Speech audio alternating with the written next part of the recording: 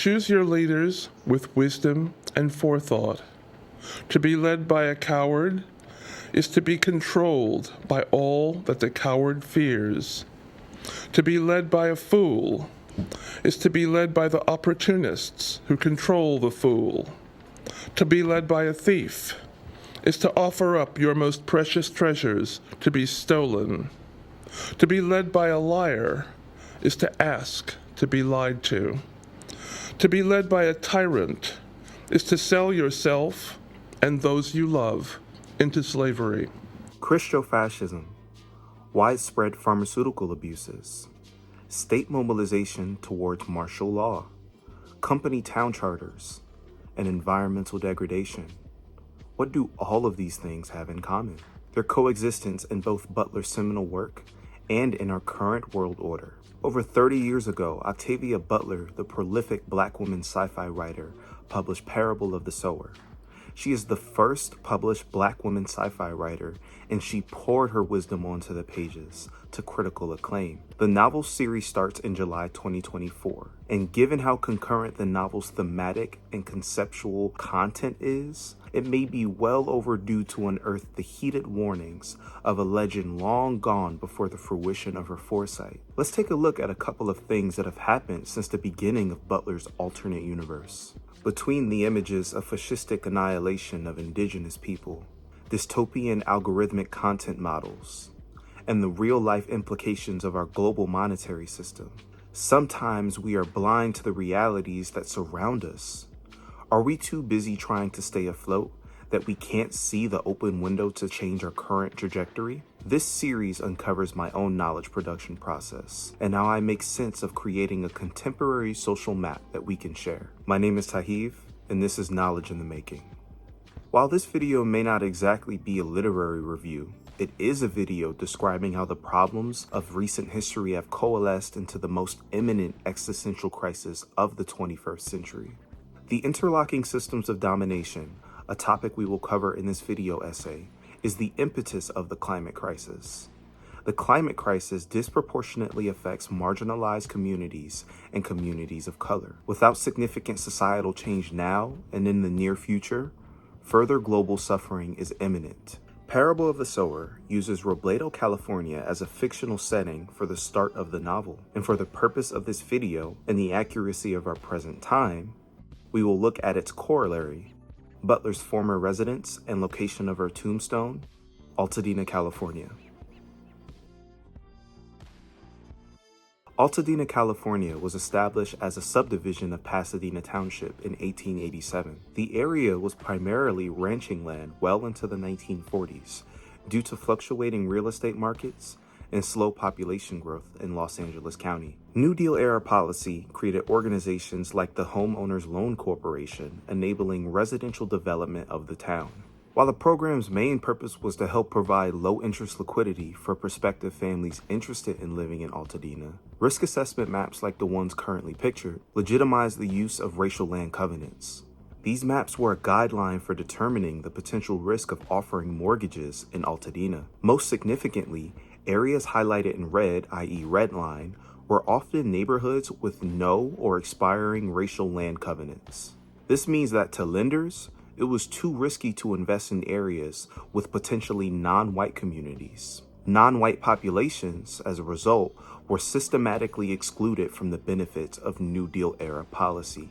Organizations like the Altadena Property Owners League created racial land covenants like the one pictured here. These racial land covenants served as the legal documentation that enabled segregation and further stifled any non-white land ownership. Unfettered housing discrimination officially continued in California until in 1963, when the Rumford Fair Housing Act outlawed housing discrimination based on race or ethnicity. With an increase of the residential population of Black people in Altadena from 5% in 1960 all the way to 43% in 1980, Altadena became one of the first townships in Southern California to allow Black land ownership. Corresponding white flight contributed to the dwindling of commercial activity in Altadena and resulted in the down cycle in real estate values, making housing more affordable for Black communities. Altadena is known as one of the strongest examples of black land ownership in the United States,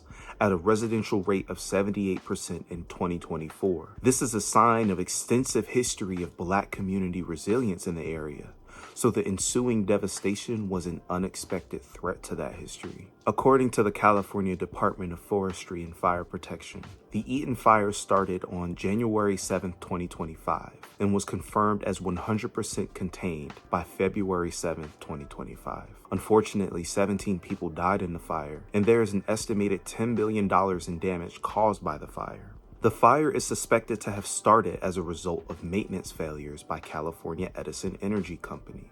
61% of black households in Altadena are located within the Eaton fire damage zone. Nearly half, 48% of black households, were completely destroyed or severely damaged in the fires. The communities here have years of rebuilding ahead of them. Since the 1980s, Altadena has seen a dwindling black population as a result of the economic implications of redlining and gentrification. The devastation of the Eaton fire has accelerated fears of climate gentrification.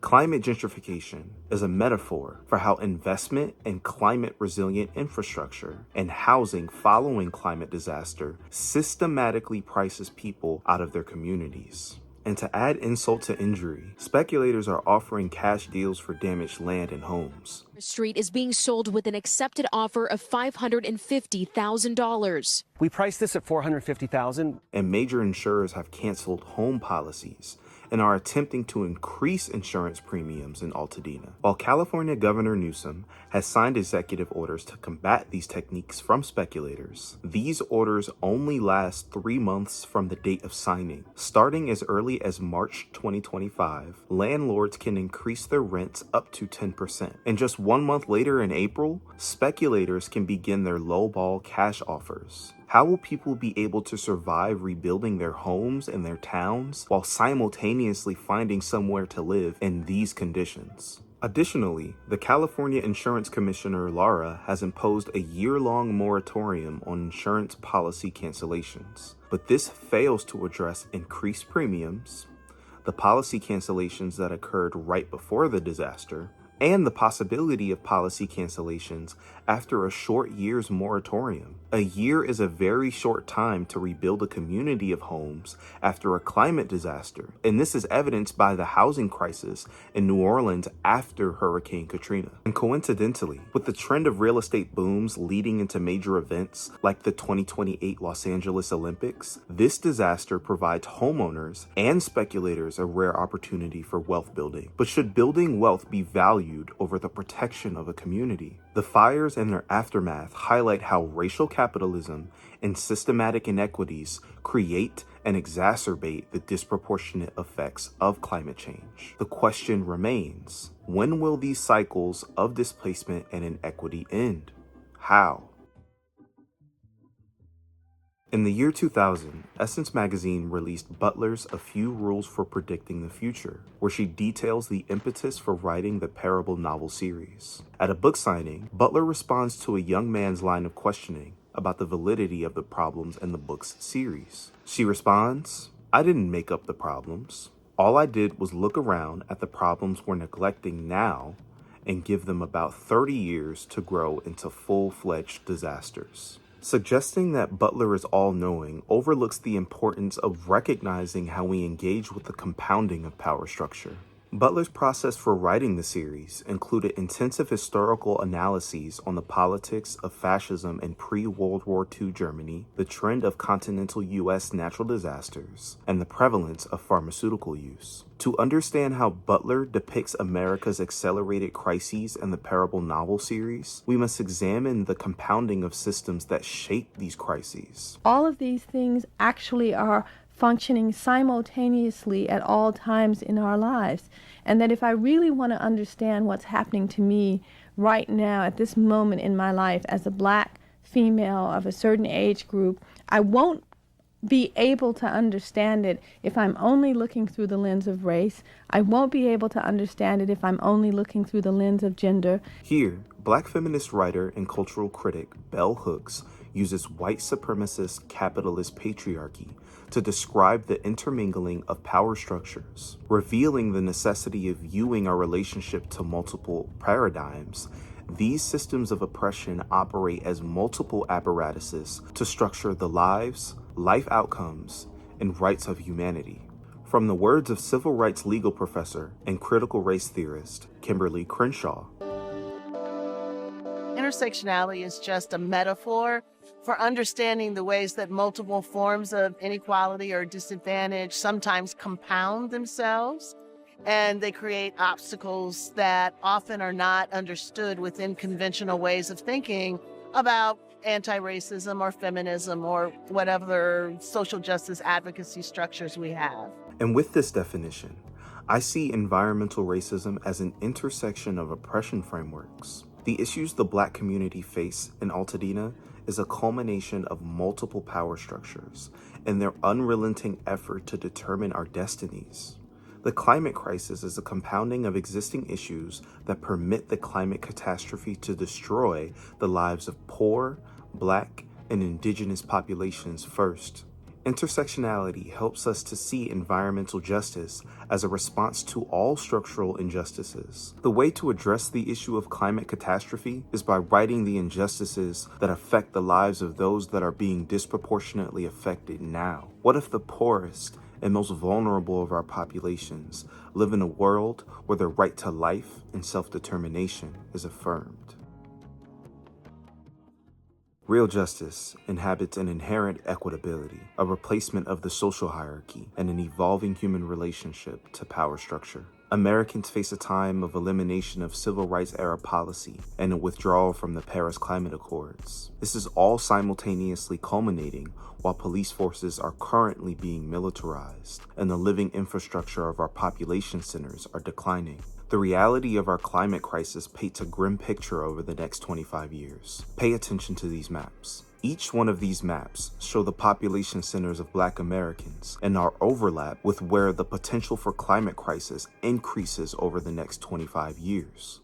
Wildfires, heat index, hurricanes, and flash flooding. We risk expanded economic instability, housing insecurity, and a possible intercontinental refugee crisis due to climate change in the next 25 years. And while all of this happens, there are people who will benefit from the suffering of climate disaster. Like Butler, we do not exactly know what will happen, but we can put together visions of our contemporary reality to view the script of our immediate future. I encourage us to look at our own relationship to power structure and current Black and Indigenous climate activists and organizations like the ones pictured here to enliven our spirits in collectivism and community resilience. We are our own leaders, and we have the power together to make significant change for the sake of our collective well-being. If not us, then who? Thank you for viewing this video. Creating this video was really a enlivened, embodied call to action for me to address some of the issues that I feel like my brain has been connecting and compiling. All of our brains have been connecting and compiling over the last couple of months. I would appreciate if you click the link below in the description to donate and help out any of the Eaton Fire victims, as well as to click the link for the sourcing in order to make your own conclusions and draw your own understandings from the evidence that I've compiled here. I can't wait for you to join me in the next research topic. Take care.